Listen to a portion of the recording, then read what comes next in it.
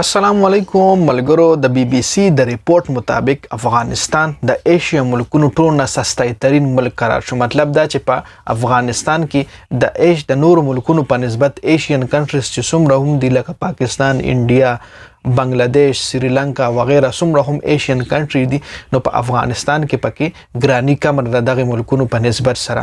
نو په دې حواله سره خو څومره هم افغانستان نو د ما د ویډیو ګوري له مبارکباد چې دغه ملک دومره په کم ټایم کې دومره ترقی وکړي، په مهنګای باندې دومره کم ټایم کې کنټرول حاصل کړي. افغانستان یو داسې ملک ته چې تقریبا 22 کاله خو د امریکای سره جنگ وکړ. د امریکای نه مخکې خو خبر څومره کلونه د روس سره جنگیدل دي. د په ملک دومره جنگ شو، د غي باوجود هم د په مهنګای باندې دومره کنټرول حاصل کا او څومره هم تاجر حضرات په بزنس کې هم افغانستان چې کوم دی ډیر مخ په ترقۍ باندې روان دي. دا زموږ د لپاره د پاکستان چې څومره هم پښتانه دي ای د لپاره هم د فخر یو خبر. څومره هم د افغانستان ملګری دا ویډیو ګوري ای ډیر مبارکباد. نغې په ترقۍ باندې د افغانستان په ترقۍ باندې خوشحالي ګوزکه یو گاونډي ملک چې خکېږي نو بل گاونډي ملک له هم سناسه فائدہ ورکړي. او بل د کې پی کې پښتانه چې کوم دی او د افغانستان obviously خو ټول پښتانه دي چې دای په منځ کې یو دغه بارډر دی، نور چې کوم دی د خپل کډې راځي تمین دا کده پښتانه د لر دی او کده بر دی د بر پښتانه راځي خکته دلته پاکستان کې بزنس کوي. د پاکستان پښتانه خیر له افغانستان ته بزنس د پاره نه تلی او د افغانستان داسې ډیر مرګري داسې ډیر پښتانه دي چې په پیښور کې په پنډای کې ډیر داسې خپل کاروبارونه لري. نو چې کله دای ملک دغه رنګ په ترقۍ روان نو خامخا دای به د پاکستان نه بیا خپل ملک انویسټمنټ کوي واړي به دا چې خپل ملک ته لاش خپل ملک د چاندي خوخه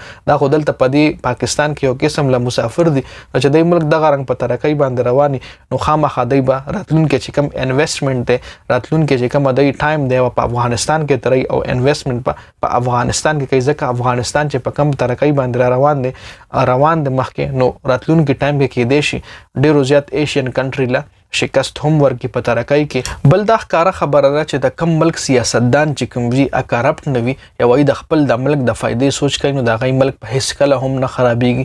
د غي ملک په هر فیلډ کې ترقی کوي، که ټیکنالوژي وي، که زراعت وي، که هر اکانومي د غي وي نو به همیشه په بره باندې روانه. خو چې د غي کم سیاستدان کرپټ نه وي ای کرپشن نه کوي ملک سره غي سنسیر وي ملک سره وفادار وي نو د هغه ملک ترقی ډیره په وړاندې روانه وي. څنګه چې افغانستان په د دومره لک ټایم کې ترقی او معلومیږي داسې چې هغه چې کم سیاست دی هغه نه کرپشن ختم شوی دی.